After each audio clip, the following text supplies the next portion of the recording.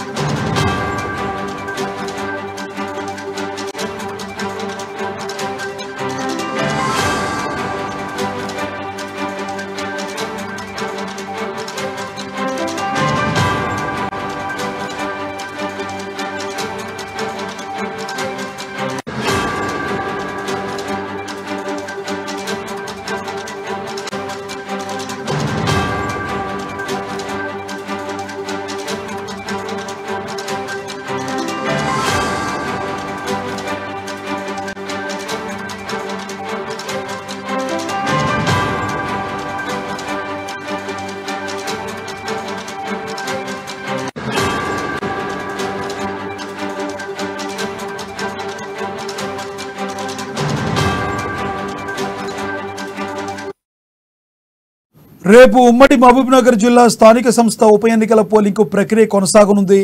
గురువారం ఉదయం 8 నుంచి సాయంత్రం 4 గంటల వరకు స్థానిక ప్రజాప్రతినిధులు తమ ఓటు హక్కును వినియోగించుకోవాలని అధికారులు తెలిపారు. ఎలాగైనా గెలిచి పరువు దక్కించుకోవాలని బీఆర్ఎస్ చూస్తుంది. అయితే అధికారంలో ఉన్న కాంగ్రెస్ పార్టీకే ఓటు వేయాలన్న ఆలోచనలో స్థానిక సంస్థల ఓటర్లు ఉన్నట్లు తెలుస్తుంది. ఇదే అంశానికి సంబంధించి మరింత సమాచారాన్ని మా ప్రతినిధి ప్రదీప్ ఫోన్ ద్వారా అందిస్తారు. ప్రదీప్, చెప్పండి, మీ దగ్గర ఉన్న తాజా సమాచారం ఏంటి? లక్ష్మీనాథ్, మహబూబ్నగర్ ఎమ్మెల్సీ ఉప ఎన్నికలకు సంబంధించి సమయం ఆసన్నమైందని కూడా చెప్పొచ్చు. అయితే పోలింగ్ కు ఒక్కరోజు మాత్రమే గడువు ఉన్న నేపథ్యంలో నిన్న సాయంత్రంతో ప్రచారం పర్వం ముగిసిందని చెప్పొచ్చు. ఈ రోజు మొత్తం నిశ్శబ్దంగా ఉండాలి. రేపు ఉదయం 10 గంటల నుంచి సాయంత్రం 4 గంటల వరకు ఈ పోలింగ్ ప్రక్రియ జరగనుంది. ఇప్పటికే దీనికి సంబంధించి ఉమ్మడి పాలమూరు జిల్లాలో 10 పోలింగ్ కేంద్రాలను ఏర్పాటు చేశారు. ఆయా 10 పోలింగ్ కేంద్రాలకు సంబంధించి ఓటర్లు తమ ఓటు హక్కును వినియోగించుకుంటున్నారు. ఇప్పటికే దీనికి సంబంధించి ఏదైతే ఎమ్మెల్సీ ఎన్నికలకు సంబంధించి రిటర్నింగ్ అధికారి మహబూబ్ నగర్ కలెక్టర్ రవినాయక్ ఇప్పటికే ఏర్పాట్లపై దృష్టి సారించి పూర్తి ఏర్పాట్లు అయితే పూర్తి చేశారని చెప్పొచ్చు. ఎక్కడికక్కడ కట్టుదిట్టమైన భద్రతా ఏర్పాట్లు, ప్రశాంత వాతావరణంలో తమ ఓటు హక్కును వినియోగించుకునేలాగా ఏర్పాట్లు చేసినట్టు కూడా తెలిపారు. దీనికి సంబంధించి మహబూబ్ నగర్ తర్వాత ఉమ్మడి పాలమూరు జిల్లాకు సంబంధించి 10 పోలింగ్ కేంద్రాల వద్ద సీసీ కెమెరాలతో పాటు ఏదైతే వెబ్ కాస్టింగ్ తర్వాత 100 మీటర్ల వరకు 144 సెక్షన్ కూడా విధించినటువంటి పరిస్థితి ఉంది. ఓటర్లు తమ హక్కును స్వేచ్ఛాయుత వాతావరణంలో వినియోగించుకోవాలంటూ కూడా ఇప్పటికే రిటర్నింగ్ అధికారిని తెలిపిన నేపథ్యంలో ప్రధాన పార్టీలు ఏదైతే మహబూబ్నగర్ ఎమ్మెల్సీ బరిలో 3 బరిలో ఉండటంతో తుది జాబితా వరకు ప్రధానంగా కాంగ్రెస్ వర్సెస్ బీఆర్ఎస్ గా ఇక్కడ చెప్పుకోవచ్చు.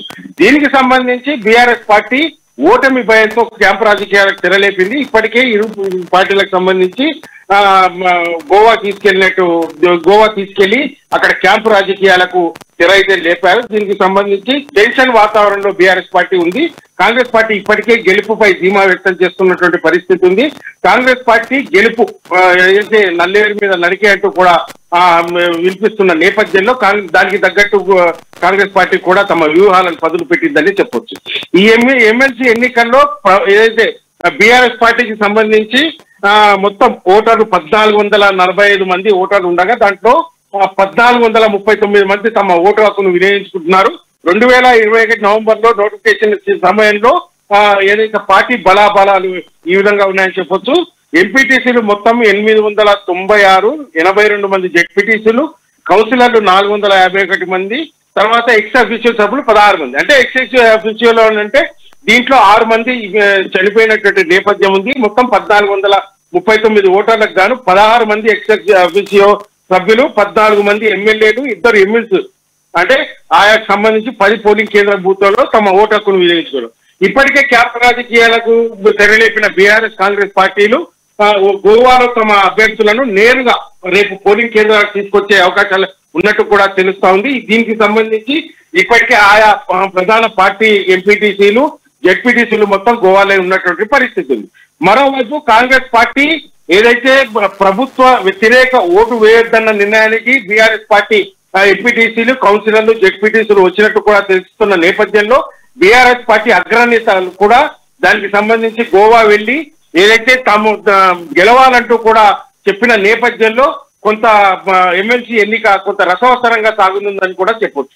అయితే రేపటితో ఈ ఎమ్మెల్సీ ఎన్నికలకు భవితవ్యం బయటపడిన నేపథ్యంలో ఏప్రిల్ 2వ తారీఖు కౌంటింగ్ కూడా ఏర్పాటు ప్రక్రియ ఉంటుందని కూడా చెప్పొచ్చు. దీనికి సంబంధించి ఎమ్మెల్సీ ఎన్నికల ఏర్పాట్లు అయితే పూర్తి స్థాయిలో ఉమ్మడి పాలమూరు జిల్లా వ్యాప్తంగా పోలింగ్ కేంద్రాలు ఏర్పాటు చేశారు. దానికి సంబంధించి అధికారులు కూడా ఎక్కడికక్కడ కట్టుదిట్టమైన భద్రతా ఏర్పాట్ల మధ్య నిఘా వ్యవస్థ నీడలో ఈ ఎమ్మెల్సీ ఎన్నికలకు సంబంధించి పోలింగ్ ప్రక్రియ కొనసాగనుందని కూడా మనం చెప్పొచ్చు. Lakshminath, thank you Pradeep, thank you.